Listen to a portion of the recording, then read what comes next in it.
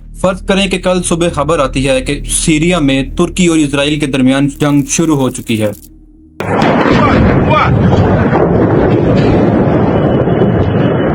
پچھلی ویڈیو میں ہم نے بات کی تھی کہ یہ نوبت یہاں تک آئی کیسے، لیکن آج کا سوال یہ ہے، اگر یہ دھماکہ ہو گیا آگے کیا ہوگا؟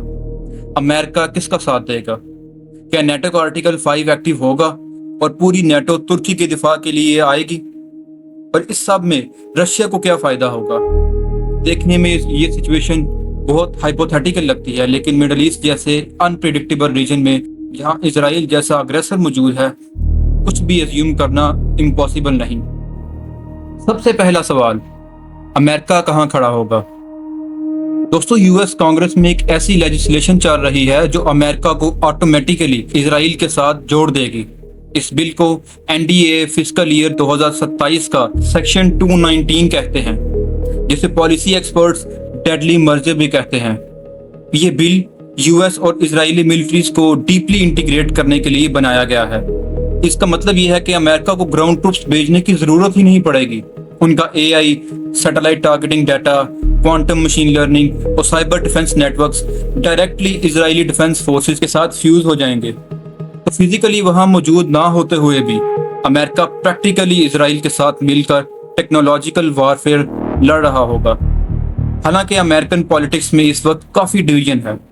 حال ہی میں 103 ڈیموکریٹس نے اسرائیل کی ملٹری ایڈ روکنے کے حق میں ووٹ دیا، لیکن اس ڈیفنس انٹیگریشن بل کی وجہ سے یو ایس ملٹری سسٹمیٹیکلی اسرائیل کو سپورٹ کرے گی۔ اب آتے ہیں سب سے بڑے سوال کی طرف۔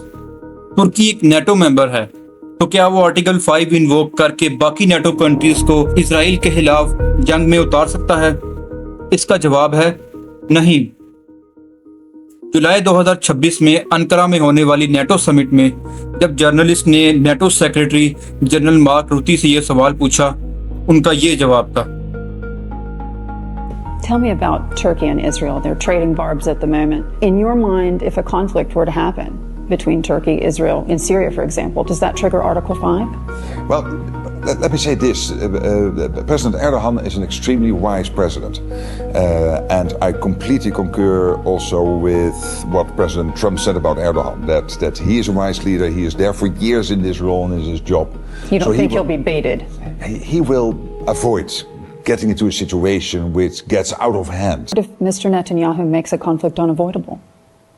Yeah, let me not speculate on that, because in the end, let's not forget what happened on the 7th of October 2023, this terrible attack by Hamas on Israel. So it started not with Israel, but obviously, let me not speculate on what could happen in the next step. General کا اس بات کو گول مگول کرنے کا مقصد ہی یہ ہے کہ NATO کسی بھی صورت میں اسرائیل کے خلاف ملٹری ایکشن نہیں لے گا، کیونکہ ایسا کرنے سے امریکہ نیٹو سے الگ ہو سکتا ہے، جس کا نیٹو متحمل نہیں ہو سکتا۔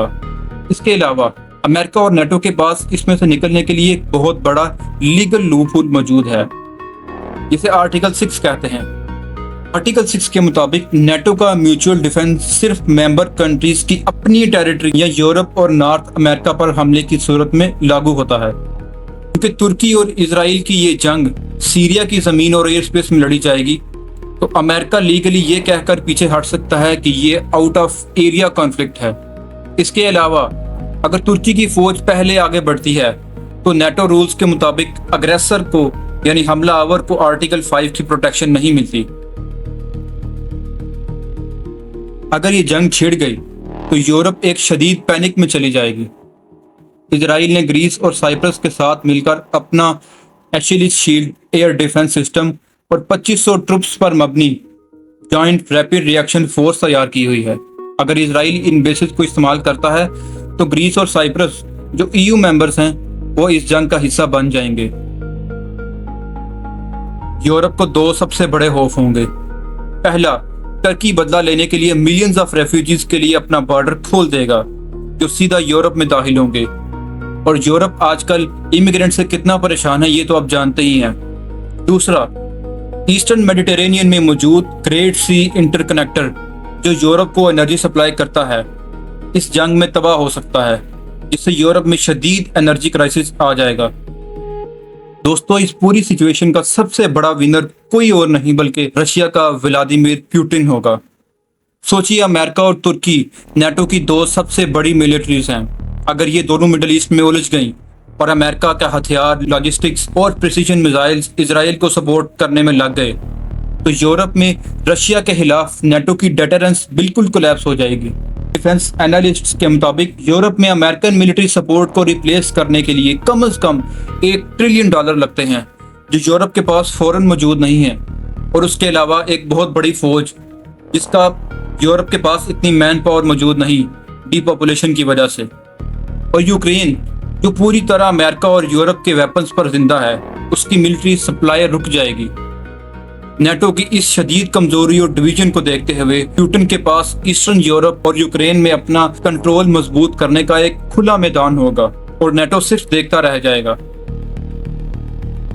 تو دوستو نتیجہ یہ ہے کہ اگر ترکی اور اسرائیل کی جنگ ہوتی ہے تو یہ صرف دو ملکوں کی ٹکر نہیں ہوگی، یہ نیٹو کو اندر سے توڑ دے گی، امریکہ کو ایک ایسی جنگ میں گھسیٹ لے گی جس سے وہ ڈائریکٹلی نہیں لڑنا چاہتا، اور گلوبل پاور شفٹ رشیا کے حق میں چلی جائے گی۔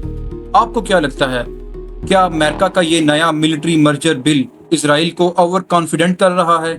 اپنی رائے کمنٹس میں ضرور دیں۔ ویڈیو پسند آئی ہو تو لائک کریں اور چینل کو سبسکرائب کرنا مت بھولیں۔ خدا حافظ۔